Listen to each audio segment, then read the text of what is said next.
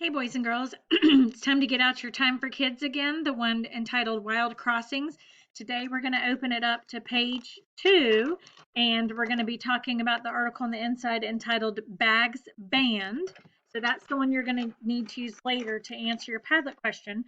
But for today, I'll have it broadcast up here on the screen for us. So handy dandy. All right, so reading today about banned bags. Banned, B-A-N-N-E-D. Not banned, B-A-N-D, right? Reuse it. A store clerk helps a customer pack a reusable bag in New York City where a ban on plastic bags is in effect. A ban on single-use plastic bags went into effect in New York State on March 1st.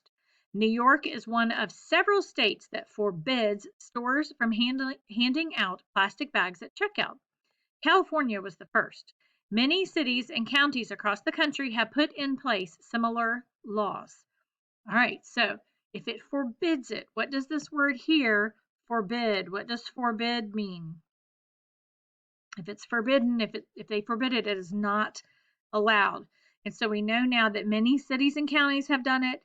California was the first state to do it for the whole state, and now New York has done it for their entire state as well. So if I think to myself, California's done it, New York's done it, many other cities and counties have done it. This is something that's becoming a national interest. It might be something that we do here in Winston-Salem. Let's find out why maybe we should or shouldn't do it.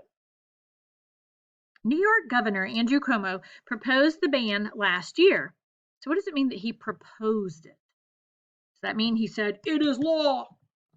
Because we know about how laws are made, and that's not how laws are made. So what does it mean that he proposed it? Do you remember when you wrote your persuasive essay and you proposed a bill that should become a law? Right? He suggested it. He put it out there. He wanted it to happen, right? New York Governor Andrew Cuomo proposed the ban last year.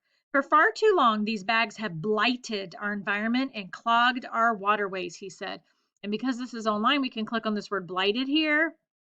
And it tells us that blight means to damage. Fungus blighted the lemon trees, right?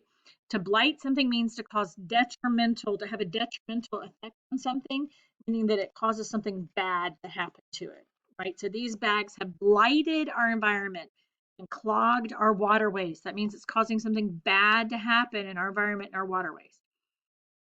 Officials say the ban will make people more aware of their shopping habits. Until now, New Yorkers used 23 billion plastic bags each year. Number and stats. How did they include that number and stat? 23 billion. That is a ton, right? That number and stat helps us understand that this is a lot of plastic bags, not just a few. The litter is harmful to birds and marine animals. The U.S. Environmental Protection Agency says some communities spend $1 million each year cleaning up litter. Much of it is plastic grocery bags, right? So we have a couple numbers and stats there. We have the amount of money there some communities are spending to clean it up, and then we have the number of bags that are used just in New York City. Starting April 1st, New York businesses could pay up to $500 for breaking the law. Paper bags are still allowed, but they may cost shoppers 5 cents each. New York State leaders say people should keep reusable bags handy in their car or backpack. For small purchases, shoppers can help the environment by saying no thank you to a paper bag. They can carry the item instead. Is that something we could do? If you're just like going to the grocery store back in the day when you were allowed to go out in public and you're buying like a candy bar, do you need a bag for that, or is that something you can just carry? Right? You can say no thank you to the bag if it's something small that you can just carry or drop in your own backpack. Okay. Stop and think. Why might news about a law in one state be of interest to people across the country? Could such a story influence other states to pass similar laws? Why or why not? And there you have it. That is your Padlet question for today. Boys and girls, follow the next link down and in complete sentences, answer your Padlet question. Thanks, guys. Have a great day.